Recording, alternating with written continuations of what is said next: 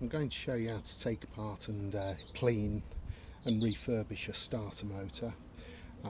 This is a Bosch 110 series from my Volvo, but this procedure is pretty much the same for all starter motors, so hopefully lots of people will find it useful. First thing to do is I've loosened off some of these connections, but we've got a 13mm on the solenoid just here, so I'll just take that 13mm nut off. There's a little washer underneath as well. Just take off that connection,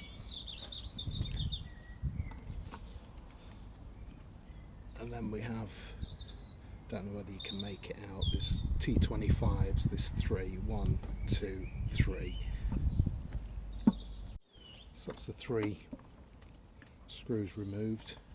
If I pull off the solenoid here, there we go. There's a little spring there, make sure you don't lose that.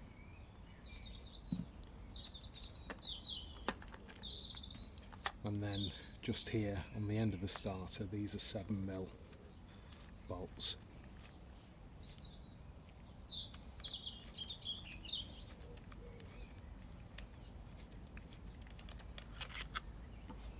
Just long bolts which pull out.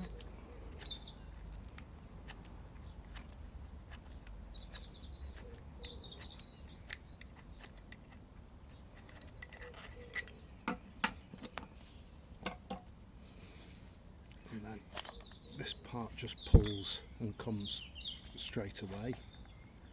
There we go. And then you might get lucky by just pushing this out. But if it's a bit stiff, just got a block of wood, don't go hammering it, just give it a press down. There we go. And it's held in by magnets then, so it just feels like you're pulling it out of mud. There we go. Lovely. So yeah, this is all going to get cleaned up. Inside here, don't know whether it can make it out, but it's very, very grimy. Little stuff around the edge here. So with the big metal parts, including this part here, which I'll show you how to take off, I've just got like a diesel bath, if you like. I'm just going to put the parts into there. I'm not going to put any electrical parts in there. Oops. There we go. Nice little splash of diesel. I'm just going to leave that to soak, but I'll be putting other bits in.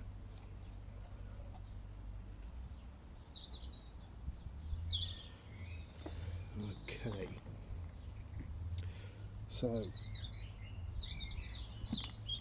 if you're going to replace the brushes, which I would recommend if it's done a few miles, even though the brush length on these are actually pretty good. The starter is 14 years old and it's done coming up to 190,000 miles, so I'm going to fit a new brush pack to this. Very easy job, and I'll show you how to fit the brush when we get there. So it's just these 2 Phillips head screws.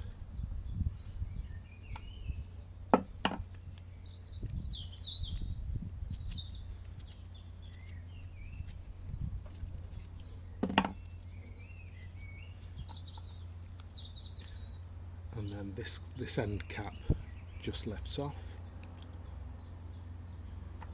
and you've got like a crescent moon washer just there.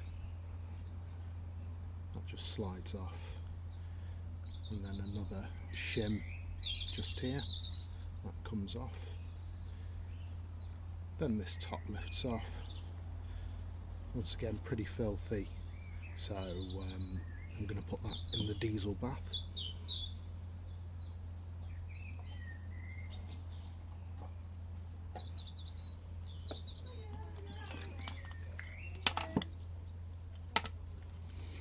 And then this is the gear cover just here, so I'm just going to lift off the gear cover.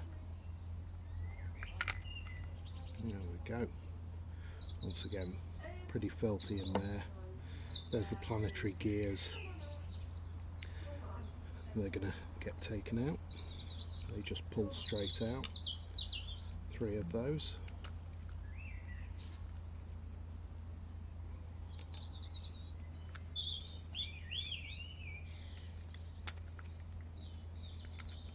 Pretty slippy. And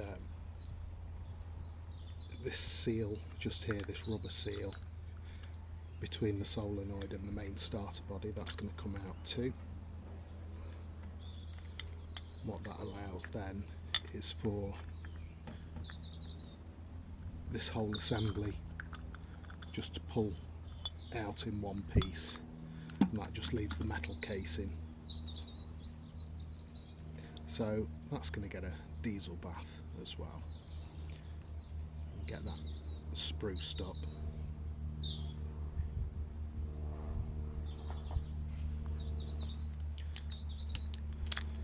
So with the gears, got these rubber protector, well they're kind of like seals I suppose. They just lift out.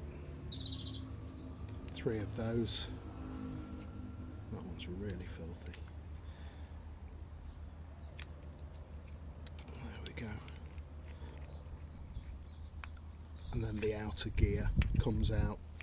On some starters this is plastic, and the gears wear it away, and so they can't get traction anymore. So if ever you've had a situation where your starter turns but it's a very high pitched whirring noise, that's because the main starter is, or it's most likely because the main starter is actually turning, and it's turning the gears, but they can't get traction on this if it's a plastic outer gear, and so they just spin freely. The outer gears can be replaced, but price can vary really on that, and sometimes if you, by the time you bought brushes, and if you're having to buy an outer gear as well and any other bits, it might be worth you just, you know, buying a reconditioned starter. So but on these Bosch ones, the parts are very high quality, so pretty much everything can just be cleaned up and reused. So that's going to get a diesel bath.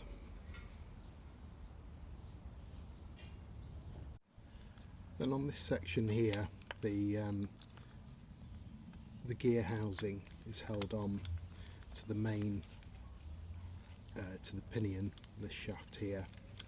It's held on with, I'll see if I can show you, a clip just in there. It's like a crescent moon, and so I'll just be getting the screwdriver in there to prise that off.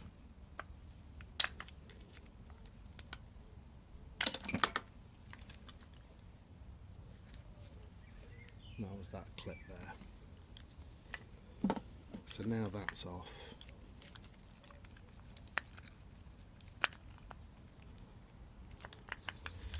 What you can do now is you can just feel for roughness between all of these moving parts, and you can get little bits of grit and grime caught up in there, and all of this is just going to get sprayed with electrical contact cleaner, and the tiniest bit of grease on the helix mechanism just inside there. You just see that spiraled cog. Then you check the clutch operation. So what this should do, it should mean that the starter only turns one way. So as you can see, the pinion, if I turn it, it goes that way, but I can't turn it backwards. It won't go backwards. So that's showing the one-way clutch. That's the clutch mechanism there. That's showing that's working fine, but there is a bit of roughness there. So once again, just getting some cleaner in there and just freeing it up just to keep your brush pack, because you're happy with the condition of everything. I mean, just have a look at all the wires and check the brush length. There's loads of brush length left on this, but there is uneven wear. You see, you don't know whether you can make out on that, the spring is still very compressed on that one, whereas on this one here the spring has come out quite a bit, so that brush has worn at a slightly different rate than that brush there. So I'm just going to put a new brush back on, but if you wanted to replace this, you just put a socket over onto there that's roughly that size, and you pull the brush over onto the socket, and I'll show you that now. Okay, so I've got a 24mm socket just here, and all I would do is just place the socket there and then just lift the brushes up onto it. There we go, and the brushes come off, and then the socket basically then holds the brushes in place. If you don't do that, these brushes will fling out on the springs, and it's a complete pain in the arse to put them back together. And then when you reinstall your brushes, just put the socket back on there, and the brush pack will just push back on like that. When you get new brushes, I've gone for new genuine brushes here, and this was £12, so you know, for me, for £12 for a new set of brushes and all the contacts back to being clean. Here we go. See how the new brush pack comes anyway with this little adapter, so I can just slide that straight on. So brush replacement is very straightforward. We've got the brushes off. This is the commutator just here that the brushes go onto, and all I'm going to do here is just get some fine sandpaper. This is 2000 grit sandpaper, and I'll be just wrapping it around there, and you basically just keep rubbing it around until the copper comes up nice. Just make sure there's no damage on there or anything like that. These are pretty hardy though, that you shouldn't find any real problems with this at all. Just check all the insulation's still intact for all the wiring just there, and I'll be doing the same on this section here. Once again, just wrapping it around, moving it up and down. If you're doing that and you got your back to someone, don't, because it could get misinterpreted. And if you're facing someone whilst you're doing this, avoid eye contact. So for the other things that can go wrong on other starters, like I say, I've not really come across, well, I've not come across it at all on Bosch starters, but the solenoid, if you've got a sticking solenoid where you turn the key and you just get a click from the starter relay, but the solenoid isn't working, then you know you can, but if it works on the car when you give it a tap with a bit of wood, just check inside there for any corrosion, because I mean the location varies on different cars, and also where your car is as well. You know, if it's coastal, you might get salt water getting into things, you might have corrosion in there, so just have a good look in there, get some fine sandpaper if you need to, and you can test this off the car by hooking up a battery to it, just to the negative on the solenoid body, and just tap the positive on there and just see if the magnet's working, and you might be able to free that up. Otherwise the solenoid can be changed individually, as you've seen. It's just unscrew 3 bolts there and change it. So but that's going to be going back on mine because there's nothing wrong with it. Then the other sort of stuff that can go, as I mentioned, the outer gear that these go into, that can be plastic on some, so that can wear down. On the main commutator, pretty much really nothing goes wrong on these at all. They're so you know, well made, and to be honest, the forces required to shear that, your brushes would burn out long before these would shear, so don't worry too much about that. Now the pinion, just have a look at this for damage. You might see well, you should see a slightly chamfered edge on it. They're not supposed to be sharp, they are supposed to be slightly angled, so that's perfectly normal. That's so it engages in the starter. It's supposed to into the flywheel. It's supposed to have that movement there from the helix design, and it's also supposed to have that just slightly sloped edge so it meshes with the flywheel. Okay, so don't worry, you haven't got pieces missing there, but just once it's cleaned up it'll be easy to check for damage. But once again, these are pretty hardy things and unlikely to go wrong. What else could there be? We've covered the brush pack as well.